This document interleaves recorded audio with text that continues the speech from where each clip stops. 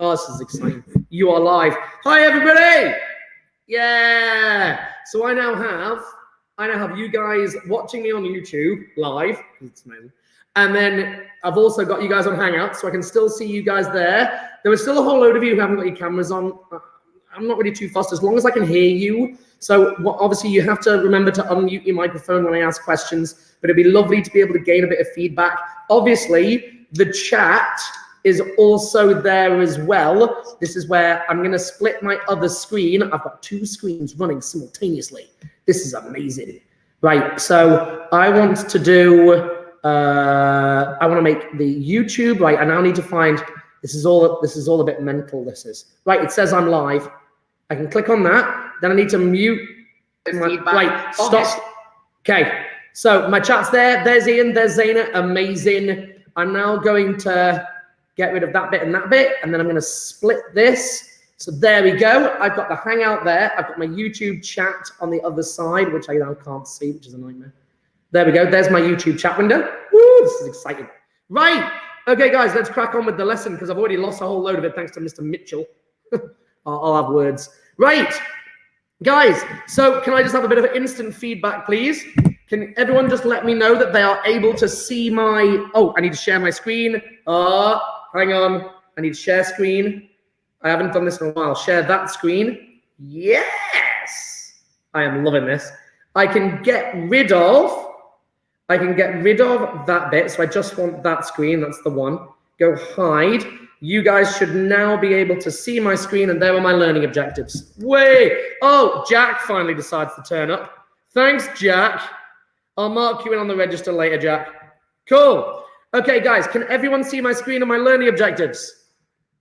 Give me a quick. Zaina, give me a thumbs up because I can see you. Can you see my learning objectives?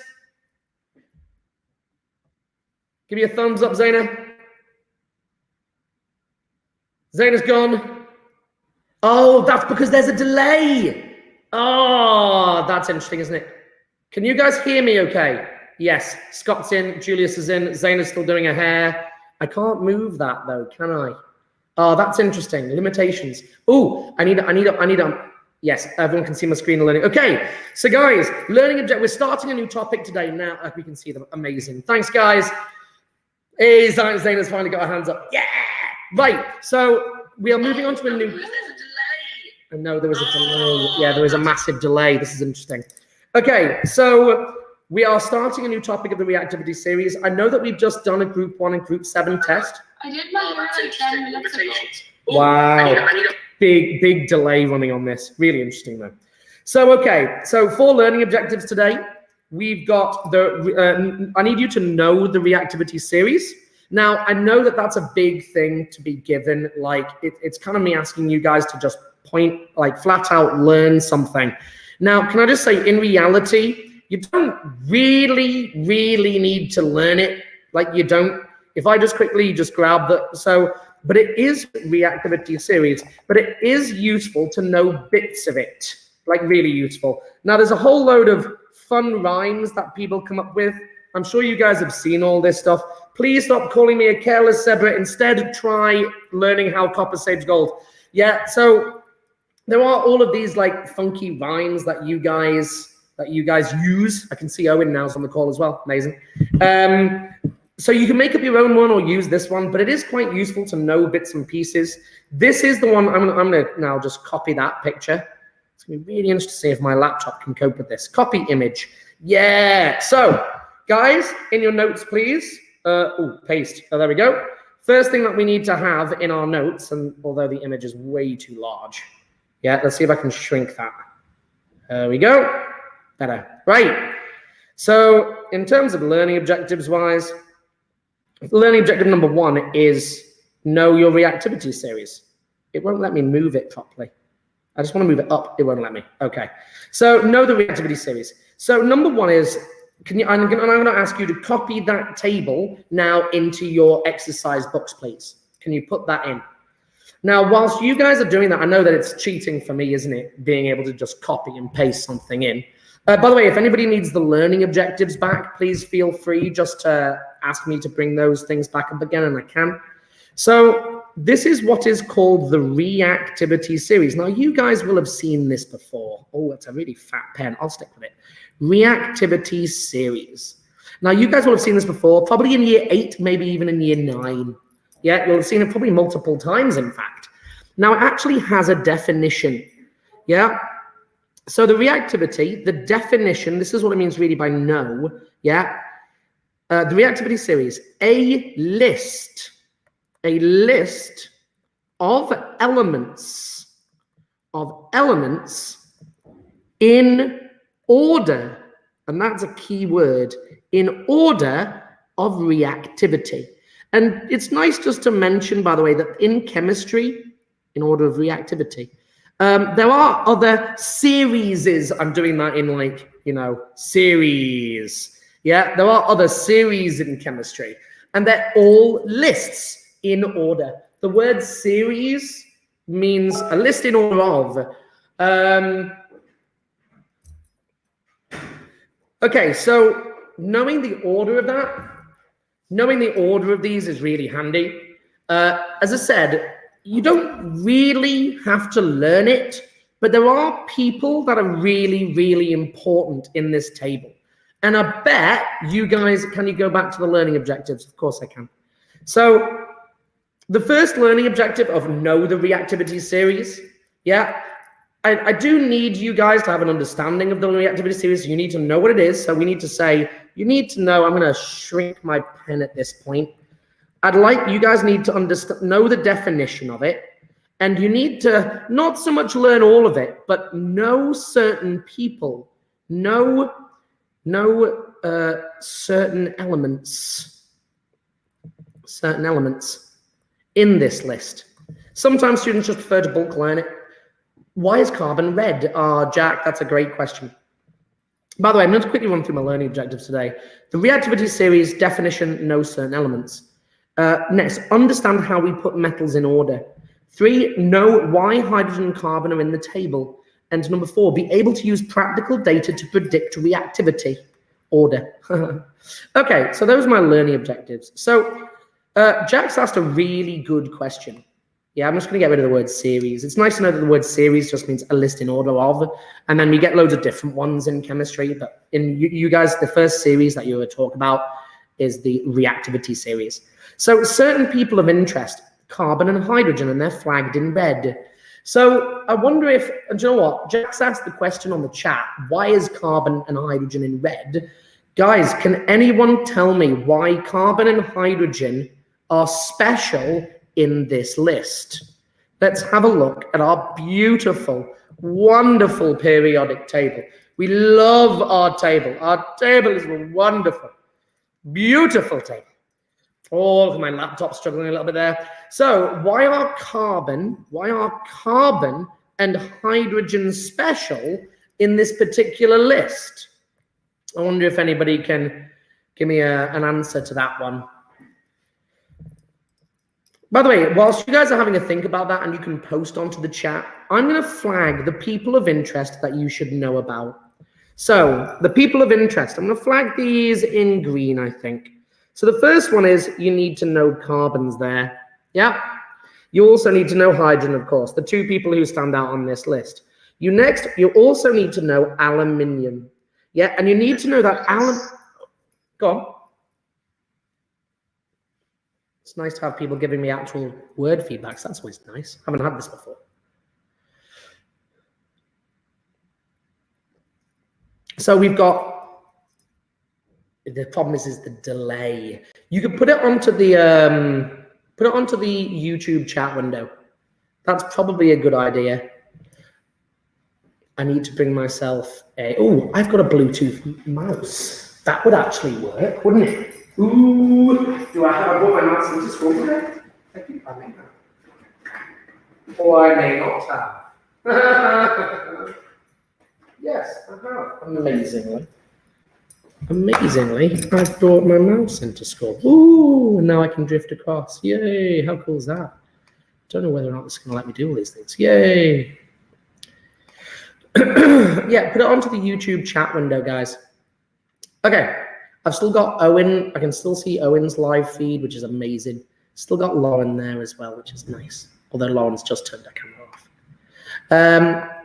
So knowing that aluminium is above carbon, that's super important. Other people of interest, iron. Yeah, so iron is in between carbon and hydrogen. And then you also need to know copper. It's nice also to know platinum and gold. Those guys are also useful to know, the two keys at either end. So I think everyone would probably agree here because they're non-metals. Well done, spot on, Julius. Yeah, it is because they're non-metals. Well done, Masaru, Sena. When we say something on Hangout, you hear our voice like 3 minutes late. Yeah, it's interesting that, isn't it? I don't quite know why. Because they are I don't know quite why it's giving me such a delay on that, considering I've turned off the mic. Yeah, don't know. Anyway, yes, but you're absolutely right. So carbon and hydrogen, it's nice to put a nota bene in here, and we can do it in red because it means it can match our hydrogen and carbon here. So nota bene, yeah, carbon and hydrogen,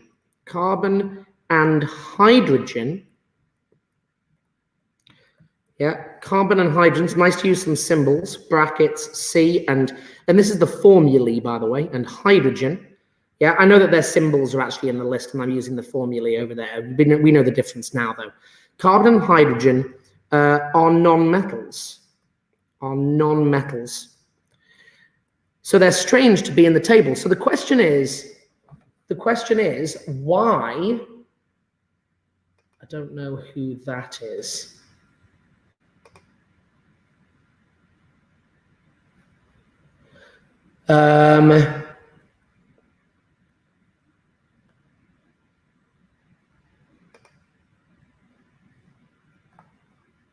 Okay, back to this. So yeah, so there are non-metals. Now that's strange. Now the reason why, that this is odd. So are non-metals, but there's a very, very distinct but here. But they can behave. They can behave as metals. Now the question is, what do I mean by that? Yeah, let's put that in a bubble. So what does that mean? What do I mean by they can behave as metals? Now, the reason why they can behave as metals is because they can lose electrons.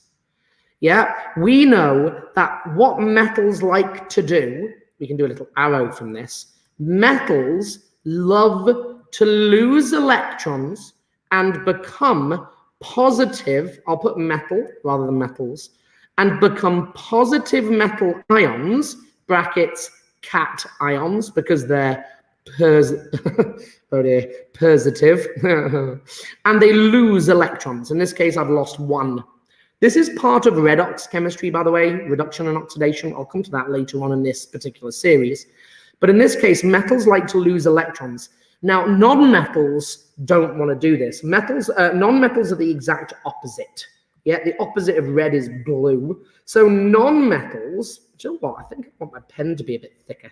Non-metals, on the other hand, non-metals, nice. Non-metals, on the other hand, want to gain electrons. Yeah, they want to add electrons to them and become non-metal anions, and their names change, non-metal anions, and they become negative. Yeah, anions. I'm just circling the charge to make it obvious. I won't bother to do that. So they gain electrons, and metals like to lose. Now, this is important. What this means is that hydrogen and carbon will also do the same thing. They can lose electrons. Hydrogen is one that's a particular example of this. Now, I'll talk about carbon later in terms of them doing this, but hydrogen loves to give away electrons to form H+ ions. This is something you will learn on my table, is how things like to lose and the number of electrons that they like to lose. So hydrogen loves to become positive. The reason being, if you're interested, is because a hydrogen atom is one proton and one electron. Now, of course, it's in a pair. I've done the proper equation here. Yeah, they're actually in pairs. Did quite a good job of that, to be fair. Yeah, and there's an electron in the gap and an electron in the gap. We tend to do them as dots and crosses in these diagrams in reality. I'll change that just to make that clear. Yeah, so a dot and a cross. What happens is they like to give these away. When they do that, of course, they split apart. It looks like a face. They split apart to become just two protons, and they spit out 2 electrons as well. Each one loses 1 electron, so you actually get 2 H pluses, 2 just circles, which is a H plus ion, just the protons, and 2 electrons as well. I didn't actually balance the charge there, should have, my bad. So it's quite nice to understand what it's doing. So hydrogen is losing the electrons, and hence why, because it can behave like a metal, it can go into the reactivity series. Now, okay, so what does it mean by the term reactivity here? Well, the reactivity series is all about metals, and we picked this up when we studied group 1. So we know in terms of metals, going to go back to black, yeah, metals, this is like, we can do some facts here, facts, yeah. Number 1, metals like to lose electrons, forming positive ions. So metals like to lose electrons. So we now realize that the reactivity is how much they want to lose that. So if we say we have highly reactive metals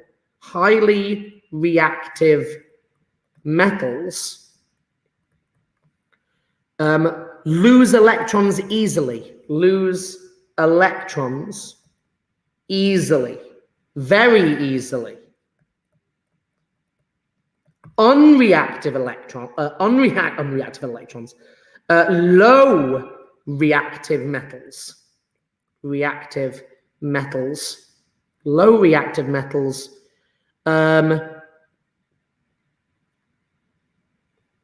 lose electrons less easily, lose electrons with difficulty. I'll put with, isn't that funny? With difficulty, changing the English there to match. So what that means is things like, if we take our reactivity series and we actually analyze this from an electron perspective. So if I'm just going to leave that there for a bit longer. You can always pause the video if you want to go back. If we were to, let's compare the most and the least. Let's choose 2 people. Yeah, let's compare potassium with platinum. Yeah, so if we compare them, we've got potassium, who is desperate to lose electrons. Potassium does this very easily. It'll give those electrons to anybody. Give them to water. It'll give it to oxygen. It'll give it to anybody. Yeah, very easily done, which means it's explosive. Very easily done. It'll lose electrons. Whereas platinum, PT, to become PT plus is very, very difficult. Very difficult to do. Very difficult. What that means is it is considered, and this is important, platinum is considered to be inert or unreactive. Yeah, I'll do this. What's the best way of doing this? Very difficult. So, ... platinum is inert. The word inert is even more, it's even more than unreactive. It's way more than that. Platinum is inert / but they're kind of done. There are questions at GCSE where they will say, give another word for unreactive, very common, and the other word is inert, and they've gone vice versa. They've gone, explain what the word inert means, and they'll say unreactive. Yeah? So platinum doesn't like to lose anything. It's actually very, very, very, very, very difficult to get platinum. You can force it to, but it's really hard. You can put platinum into acid and it smiles back at you. Now, this is where it's really handy. Now that I've mentioned that, since I've mentioned it, it's nice to look at which ones can react with water and which ones can react with acids. So if we go back to my table, and I'm going to write my table out here. This is where I'm going to make a mistake in it. Definitely. Oh, no.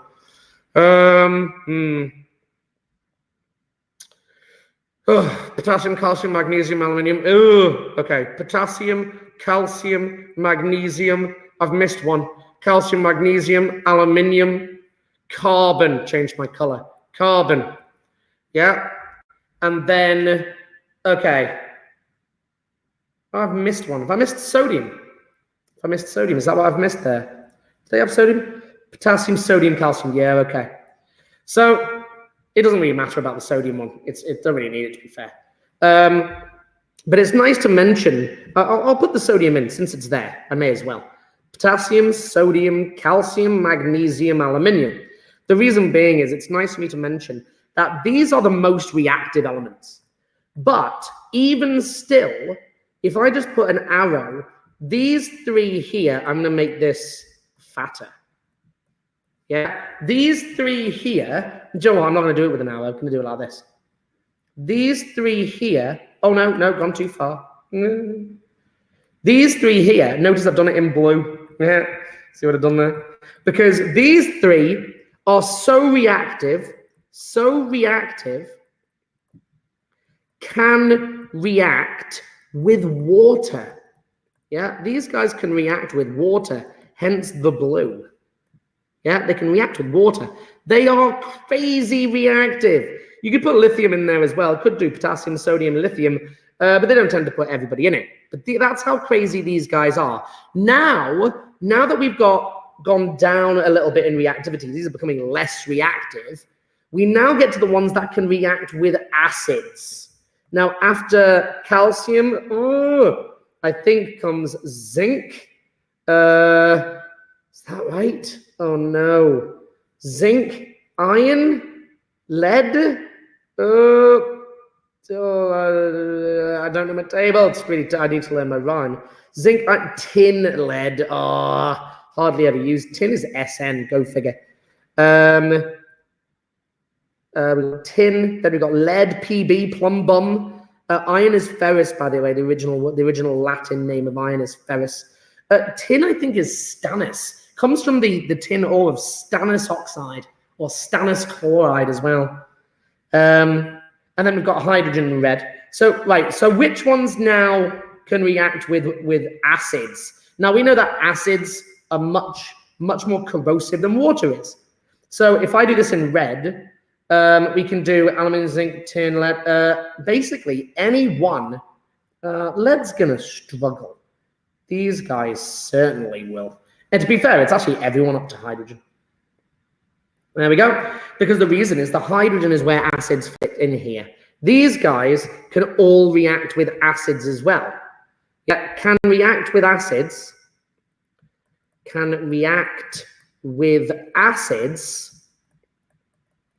But not water. They're not water. They're not quite reactive enough to be able to react with water, but they can react with acids because they're much more aggressive. Yeah, anything below hydrogen, copper, silver, gold, and platinum. These guys are so unreactive now. This is where I'm going to switch it for green. These guys are so, it's not quite big enough. Let's see if I can make that a bit thicker. Yeah, these guys are so unreactive, they don't react with even acids. Yeah, can't react with acids. Yeah, these guys are classed as inert. Key ones to know, copper. That's super important.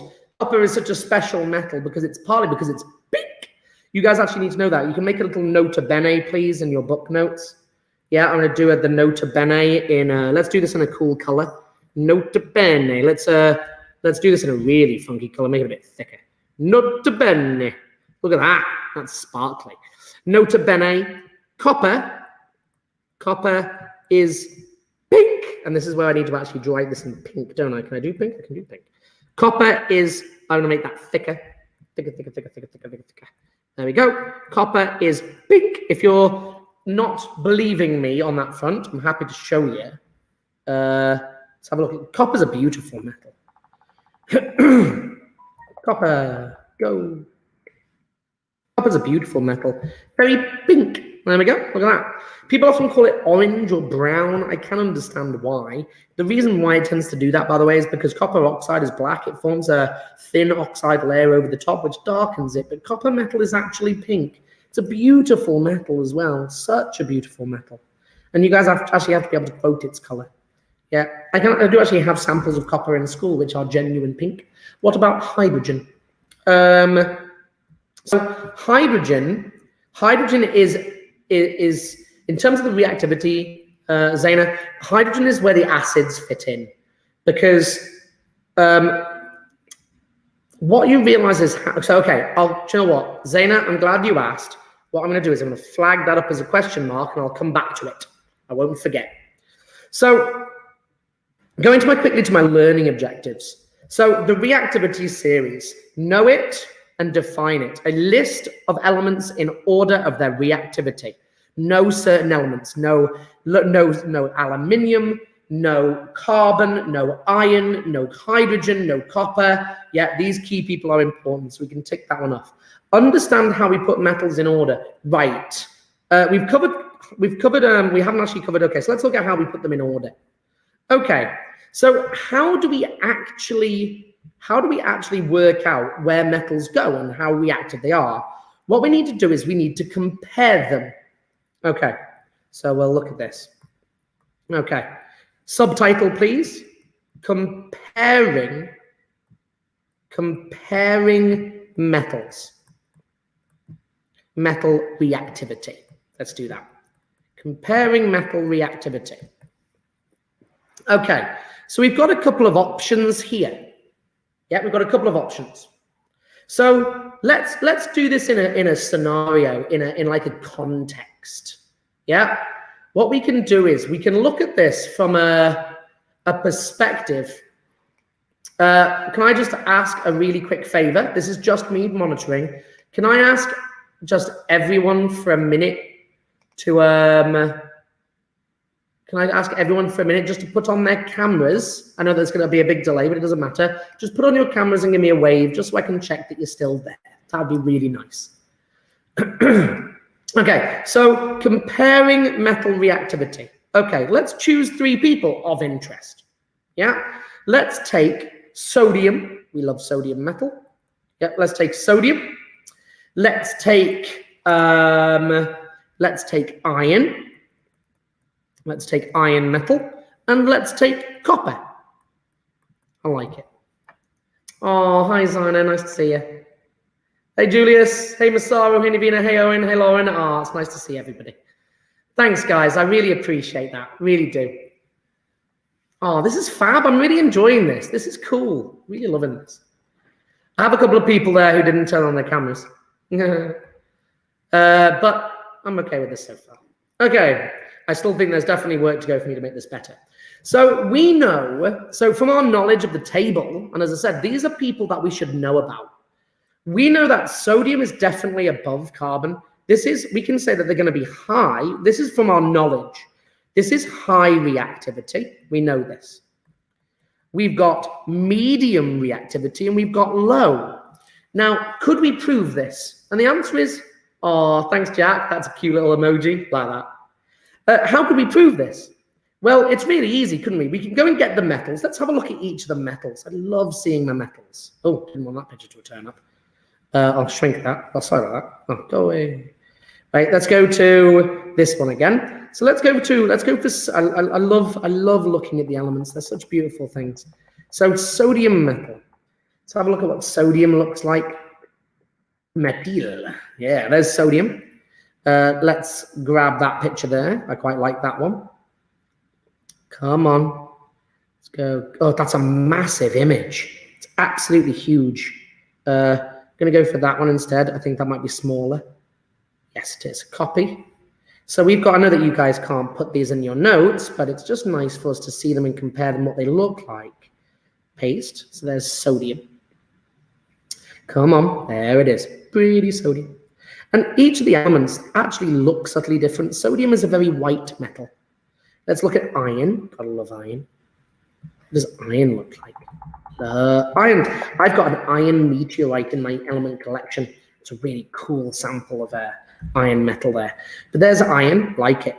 Let's grab that one. That looks cool. So much more of a gray metal.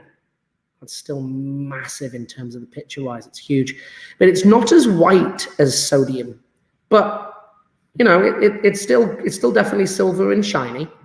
Yeah, we know that that's one of the key things, isn't it? This, when you're asked in year 7 to describe metals, it's all about them being silver and shiny. And they are both silver and shiny, but they are subtly different. Copper, however, very different. We know that copper's big. Yeah, it's nice to reinforce that. Love copper. Copper's a beautiful metal. It's one of my very favorites. I've actually got a piece of naturally occurring copper in my collection, which is quite nice. There's a couple of other copper objects I quite like. I really want to have a really old copper coin that I can clean up and have in my collection. That's something which is on my list of things to get as an element collector. There we go. Making all the images slightly bigger because they're all so tiny. I don't know how to make that bigger. Oh no, come on, go get bigger. Oh no, it's not liking it. It's not, there we go. Right, now I need to grab that. Yes. So we've got our 3 copper metals. So what we can now do is we can do a very easy thought experiment. What we can do is, based on our knowledge of the reactivity series now and where everybody fits in, we could add each of these guys to water. Let's add them to beakers of H2O. Yeah, H2O is water. We all know this. We're going to add them to beakers of H2O. And what we will see is we're going to see a very clear difference between one of them. Yeah, what we know is, in fact, I'm going to ask people to put it onto the chat for me, please, because we've just finished group 1 and group 7. So guys, can someone give me the observation that we're going to see with one of them? I need you to name the element that's going to be different, and give me the observations, please, for that element. Let's see how many people know. So I'm going to wait for that to appear on the chat for a minute. Then what we're going to do is we're going to do a second experiment with the same lot. We're going to take sodium, we're going to take iron, and we're going to take copper. And what we're going to do is, instead of putting them into water, we're going to put them into acid. Yeah?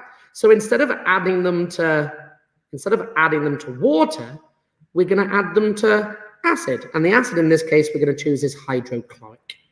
Hydrochloric acid, HCl. I like it. Well done, Zaina. It's given me immediately. She's told me that, Zaina is giving me sodium. Correct. Well done. Sodium reacts with water. Sodium's going to melt and dart around. Well done. Jack said explosion. No, Jack. Sodium is not. It's not explosive. The potassium one is explosion. Yeah, that's explosive in water, but sodium isn't. We're only putting tiny pieces in here. Right, we're going to see it melt into a sphere. Well done, Julius and Zaina. And then we've got Ian, reacts with water. No observations. Come on, Ian, give me a better answer than that. Masari, it's going to melt and dart around. There's the darting around one. Well done. Julius is saying fizzing. Well done. Effervescence, well spelled correctly by Zaina as well. I love it. Great job. So with this one, what we see is sodium is going to fizz. It's going to float. It's going to float. Not that that matters in terms of reactivity. It's going to melt. Yeah, and it's going to dart. It's going to dart around on the surface. Yeah. Now the iron is going to do absolutely nothing. It's going to sink, and there'll be no further changes. No change. I add copper to water. It will sink, and no change. So we can now, using this experiment, we now can put this one, we can now create a reactivity series based on these 3. So we can say, sodium is the most reactive. Yeah, most reactive. That was terrible. My laptop's doing its very best to cope. Most reactive because the other 2 did nothing. Now I put these guys into acid. Now, first question onto the chat. Which one of these now would it really be a bad idea to put into acid?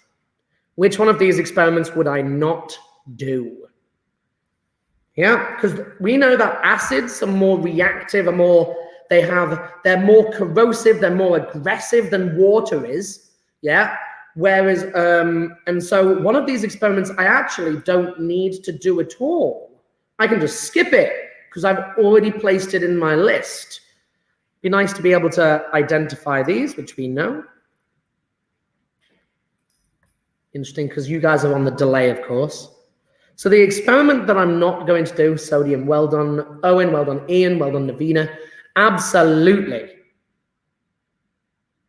So we don't need to actually do this one anymore. I'm going to make this bigger. Yeah. So we actually don't need to do this experiment. We can just say, nope, bad idea.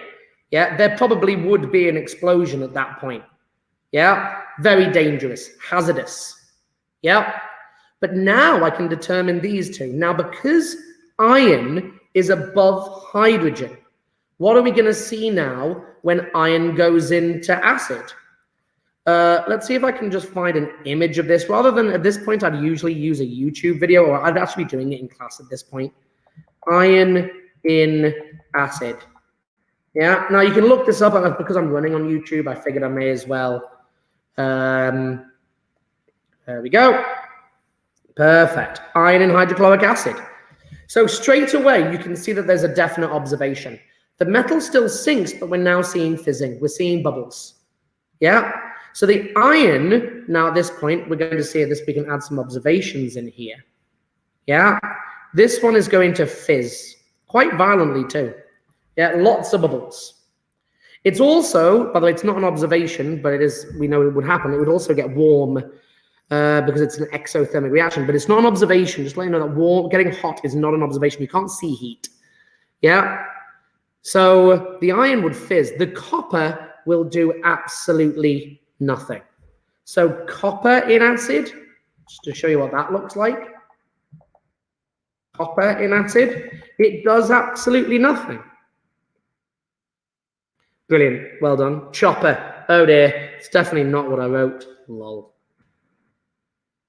There we go, copper in hydrochloric acid. It's doing absolutely nothing. Yeah, and this is because it's below hydrogen, no reaction. I'll do that one in blue. Actually, I'll do it in pink. No reaction, no change. Yeah, no reaction. And that's because, so now we can put them in order. Based on these two experiments, we don't need to do sodium because we've already placed it as the most. So these two reactions can actually help us to figure out which one, based on these results, I'll go for orange in this case. Based on these two practicals, we can place sodium as the highest, iron as the second, and copper as the third. Yeah, so this is most reactive and least reactive. And it's descending. Based on these two experiments, you definitely wouldn't want to put the sodium into acid. That'd be I've never actually done it. I wouldn't mind trying that, actually. Something that I will definitely, perhaps, do you know what? Maybe I could do that as a video and attach it next time. That'd be really entertaining. Probably not the best idea. Anyway, okay. So at this point, we can say, right, we can do experiments to determine orders. So there is an issue. So first of all, let's go back to my learning objectives. I'm getting bigger and bigger in my writing. I need to check on that. Putting orders in metals. So we're halfway through this one. So use practical data, right? We're starting to make progress on this particular one here. Yeah, that's what we're starting to make progress on. To being able to put them into practical. We've also identified hydrogen as in our table as, yay, please do. Yeah, Jack, I definitely will, and I'll videotape myself doing it, and then I'll post it onto the classroom. That'd be cool. I can definitely do that. My writing's just got bigger and bigger and bigger and bigger and bigger as I've gone through this. I need to shrink everything as I'm going. That's a nightmare. How have I managed to do that? I don't know. It's because of my pictures that I decided to stick in. Okay, so I'm going to zoom back in at this point. Okay, so let's look at another thought experiment. Let's look at another one. Let's choose some people from my reactivity series that are going to be awkward. Yeah. Let's choose, there we go. Let's choose these four. Yeah. Let's choose these four. The reason why I'm choosing them now is because they don't react with water. We know that the water reaction ends here.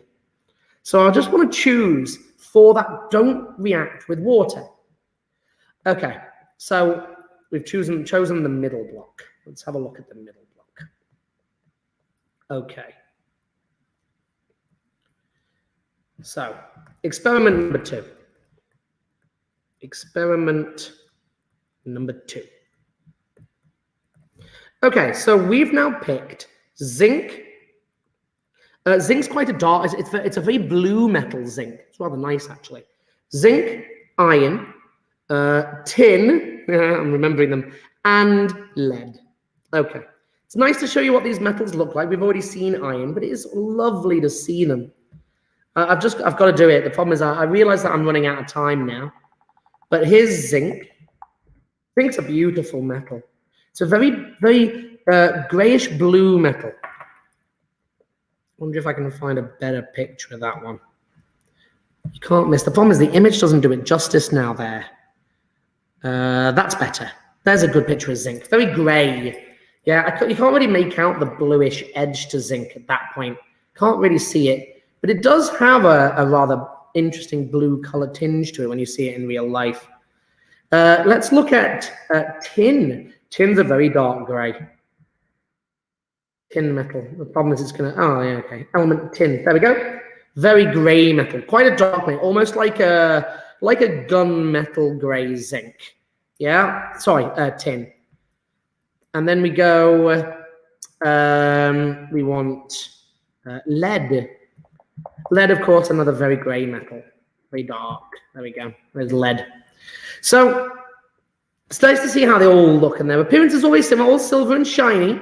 Yeah, look at that. There's a beautiful picture of lead. That's a very nice one. Seeing some real crystal structures in there as well. They're lovely. Beautiful pictures. And this is why I collect them, because they really are beautiful objects. Hi, Arm Ahmed. Nice to see you. Thanks for joining us. So these metals here now, these become awkward now. Because number 1, water, question mark? Yeah. And of course, the answer is no. We can't test these with water. Yeah, none of these metals react with water. Now that's going to be react with water. So it means that there's nobody who's going to be stand out more reactive, which makes it really easy to see. But what about acid? Now, the great thing is they're above hydrogen. Hydrogen is the acid cutoff. Yeah, if it's above hydrogen, it will react. If it's below hydrogen, it won't. So we've got acid, and the answer is they will all react with acid. What would it look like? So it would look like, let's have a look at what these now look like. Let's have a look. Let's go for zinc in acid. Come on, laptop, you're doing great. Struggling, there we go. There's zinc reacting with hydrochloric acid. So really obvious that we can see bubbles here. Very obvious. It looks a little bit like the iron image, doesn't it?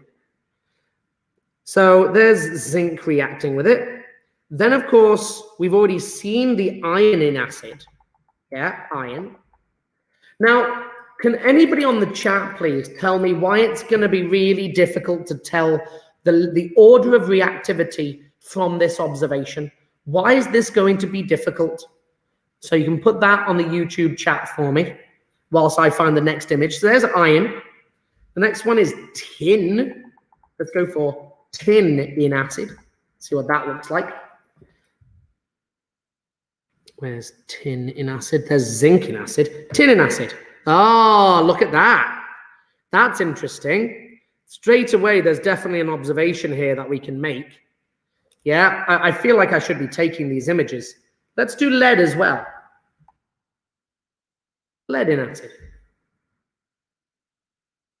There we go. Forms small bubbles. Isn't that interesting? Yeah, there we go. Let's look at that one. There we go. So we can actually, because they will all react to the acid. Oh, because they have similar reactions. Masaru, that's correct. It's not, they do all react, but there is a clear, this is where I should have taken those images. In fact, we can draw them. So if we put these into test tubes, let's put them into test tubes, and we can draw that observation. So acid, acid, acid, acid. Right. So number 1, let's do control variables. Control variables. If we're going to compare these metals, so we've got zinc, we've got iron, we've got tin, and we've got lead. Right, so what do I need to control, guys? They all have similar reactivity levels. Yes, certain metals react more violently. You have to interpret the metal reacts more with HCl. Yes, absolutely, similar reactivities. Yes, they are all in the medium category, yes. And it's nice here, so control variables. Can anyone spot? I'm actually gonna, I can do this. Acid, acid, acid, acid, is that fair? Can anyone give me a control variable of my acid?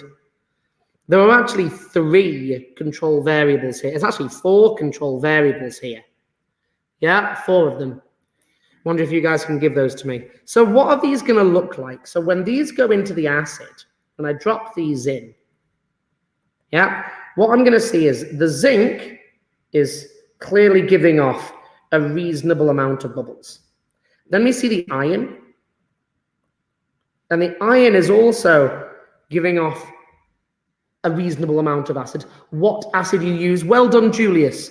Type of acid. Absolutely. Another one, please. Amount of acid. Zina, give me that temperature. Amount. The amount of acid is the wrong word. Volume of acid would be better. Volume of acid. Acids are aqueous. They're dissolved in water. So if you've ever got fluids, you're going to be measuring the volume, not mass or amount. Amount's vague. Yeah. Oh, amount of metal. Yes. So we can do amount of metal. That's allowed now. You don't actually want to keep the mass the same because they have different densities and whatnot. So you have to do, you can do moles if you like. Amount of metal. Yes, that's correct. There's another one as well. Temperature. Sure. Yeah, you could say that you want to keep the starting temperature the same. Yeah, because at higher temperatures, there'll be a bigger reaction. Very true. What about, another thing about acids is their concentration. Can I ask people just to underline that one? Concentration of acid. Yeah, I'm just going to flag that one. That one's super important. It comes up year after year after year after year after year on GCSE. The other one, by the way, is absolutely correct. The temperature of the acid. Temp of acid. Absolutely. Cool. But the most important one there is the concentration. Just want to flag that one. So important. Yeah, concentrations of acids. So what's the tin one going to look like? Well, the tin one, you might have some bubbles forming on the surface. Yeah, like that. And then the lead is something similar. So the problem that you have here is that you can clearly pick out that we can see that the zinc and iron are definitely higher than the tin and lead, but we find it hard to tell the difference between these guys. So we know that these guys are going to be the 2 highest, higher, yeah, and these guys are lowest, but the problem is trying to decide which between those guys. I know that we're about to end the lesson. So next lesson, I'm going to stop the lesson now. We're going to start talking about how we can use their salt solutions. I'm just going to quickly mention this.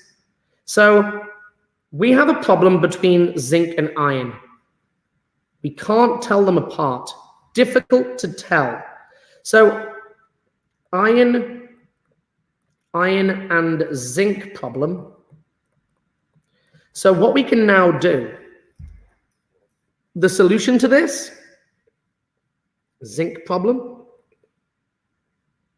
Answer, displacement. We learned with group 7, that the more reactive will kick off the other. So if we do iron, let's do iron chloride plus zinc, what we realize is there's going to be no reaction. It'll remain exactly the same.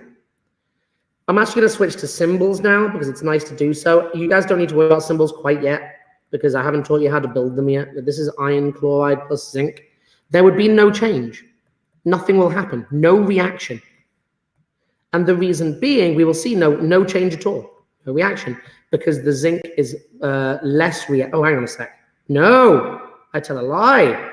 Zinc's more reactive than iron. I do apologize. Made a mistake. There's me making an error. Lol. That's not going to happen. We know that there will be a change. We're going to form zinc chloride and iron. And then you have to balance it, common denominator. There you go. Ugh, come back to that another time. Anyway, so we can solve the solution. And the next lesson, we'll talk about displacement reactions. So if I quickly go back to my learning objectives, I know I'm 1 minute over, and I apologize for that. Yeah, quickly go back to my learning objectives. So we've discussed the reactivity series and know what it is. Use practical data to predict. We're about halfway through this. Know how to put metals in order. This is all to do with practicals. Yeah, and experiments. And of course, being under lockdown, this is a bit of a nightmare. Experiments. And we'll pick that up next time. Yeah. Understand why hydrogen and carbon are in the table, because they can behave like metals. So we do have that one. They will lose electrons, and we'll cover them in a bit more detail as well in the next lesson. Right. Okay, guys, I'm going to end the lesson here. This is where I've got to figure out where all my windows are. There's my